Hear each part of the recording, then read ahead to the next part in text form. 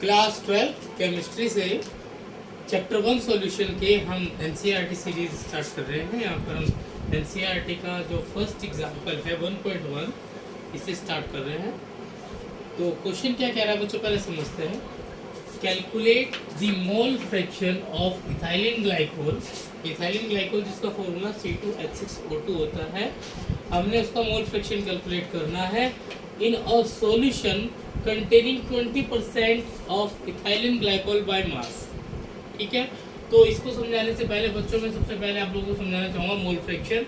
Mole fraction का formula होता है मोल fraction of a component is number of moles of that component divided by number of moles of all the component present in the solution. अगर हमें ए यानी कि अगर या सॉल्यूट या सॉल्वेंट जो भी आपका है, अगर ए के आपके मोल फ्रैक्शन निकालने हैं तो ए के मोल्स को आप ऊपर रखेंगे और डिवाइड में जिस सॉल्यूशन में जितने भी नंबर ऑफ मोल्स होंगे उनसे डिवाइड कर देंगे, उनके सम से डिवाइड कर देंगे। अगर आपको मोल फ्रैक्शन बी का निकालना है तो बी के मोल्स को ऊपर रखेंगे, डिवाइड में सभी मोल्स से डिवाइड। ठीक है, तो मोल फ्रैक्शन ये रहेगा। और एक छोटी सी बात और कि हम जानते हैं mole fractions of all the component present in the solution, sum of mole fraction of all the component present in the solution is unity. ठीक है, तो इसके बाद क्वेश्चन स्टार्ट करते हैं। ठीक है, मैंने मान लिया सिंस सबसे पहले जो क्वेश्चन में है मैं उसी की बात करूंगा। Solution containing 20% of ethylene glycol by mass. Since 20% ethylene glycol by mass means, इसका मतलब ये है कि 100 ग्राम पानी में 20 ग्राम 100 ग्राम सॉल्यूशन में 20 ग्राम इथाइलिन ग्लाइकोल डिसॉल्व हो, है ना। क्योंकि 20% बाय मास हमारे पास सॉल्यूशन है, तो मास बाय वॉल्यूम परसेंटेज हमने पढ़ी हुई थी, मास परसेंटेज भी हमने पढ़ी थी।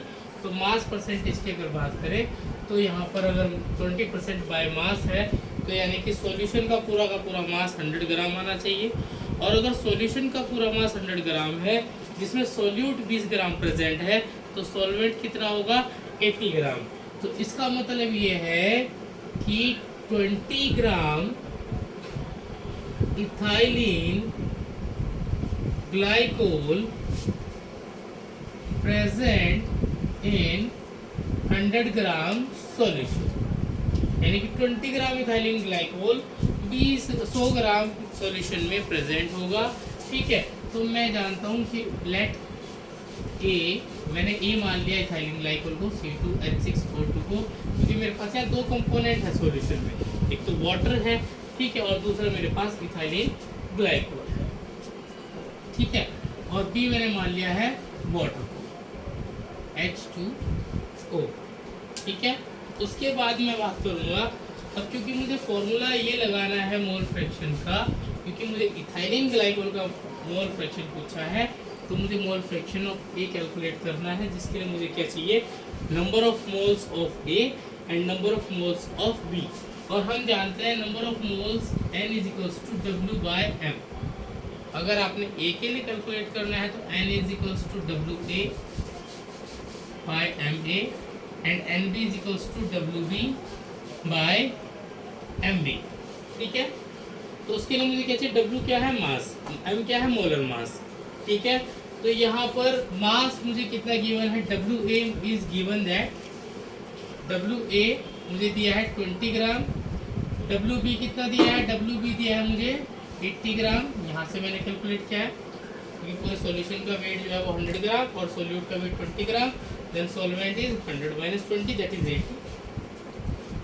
अब मुझे चाहिए molar mass of ethylene glycol C2H6O2। आप कैलकुलेट कर लीजिए, 2 इंटू कार्बन का atomic mass 12 plus 6 into hydrogen का atomic mass 1 plus 2 into oxygen का एटॉमिक मास 60।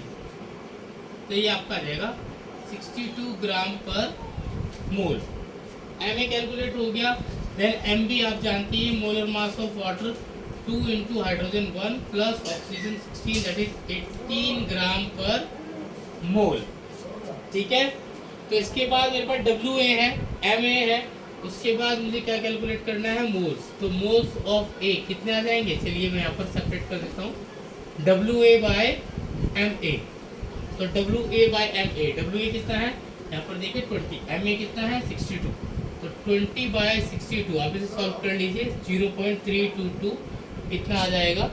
ठीक है, उसके बाद आपने एन बी कैलकुलेट करना है, N B is equals to W B by M B. W B कितना है आपके पास 80 और एम बी कितना है आपके पास 18। आप इसे सॉल्व कर लीजिए, आ जाएगा आपके पास 4.444। आपके पास मोल्स ऑफ ए आ गए, मोल्स ऑफ बी आ गए, आप फॉर्मूले में पुट कर दीजिए। आपने इथाइलिन ग्लाइकोल का मोल फ्रैक्शन निकालना है, तो इथाइलिन ग्लाइकोल मोल फ्रैक्शन के लिए, क्योंकि इथाइलिन ग्लाइकोल को हमने ए माना है, ठीक है, तो हम फॉर्मूला लगाएंगे ये वाला। ठीक है, N A by N A plus N B, values रख दीजिए। वैल्यू कितनी आएगी, एन ए की वैल्यू कितनी है 0.322, एन ए की वैल्यू 0.322 प्लस 4.444। आप इसे कैलकुलेट कर लीजिए, आंसर आएगा 0.068। ये है मोल फ्रैक्शन ऑफ इथाइलिन ग्लाइकोल। अब क्योंकि इथाइलिन ग्लाइकोल का ही पूछा तो आंसर आप यहाँ छोड़ सकते हैं, लेकिन अगर वो वाटर का भी पूछता तो आप क्या कर सकते थे, आप फॉर्मूला लगा सकते थे, chi B is equals to N B by N A plus N B.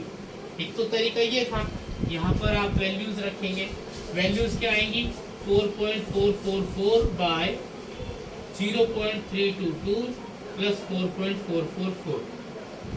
यहाँ पर ये आंसर आ सकता है, या फिर आप इसको दूसरे तरीके से भी कर सकते हैं, क्योंकि हम जानते हैं chi A plus chi B is equals to 1।